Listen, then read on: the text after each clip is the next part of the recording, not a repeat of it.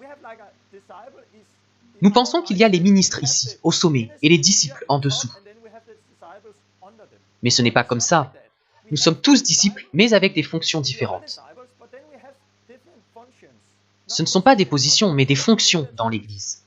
Et ces fonctions aident à poser un fondement, de sorte que les disciples peuvent bâtir sur ce fondement. Donc ils ne sont pas au-dessus des disciples, nous sommes tous des disciples de Christ. C'est notre appel à chacun d'entre nous. Mais certains de ces disciples sont forts dans tel domaine, et leur don permet d'équiper les autres pour qu'eux aussi soient forts dans ce domaine. Certains sont forts dans le pastorat et ils aident les autres à être des pasteurs.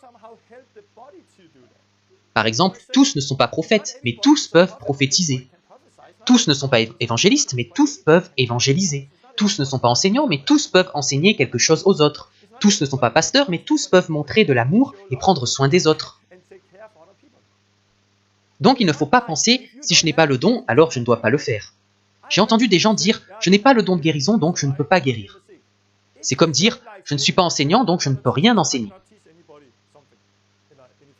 Ou bien « je ne suis pas pasteur, donc je ne montre pas d'amour aux gens, et je ne leur demande pas s'ils vont bien, parce que ce n'est pas mon appel ». Bien sûr que c'est votre appel. Notre appel est de faire ce que Christ ferait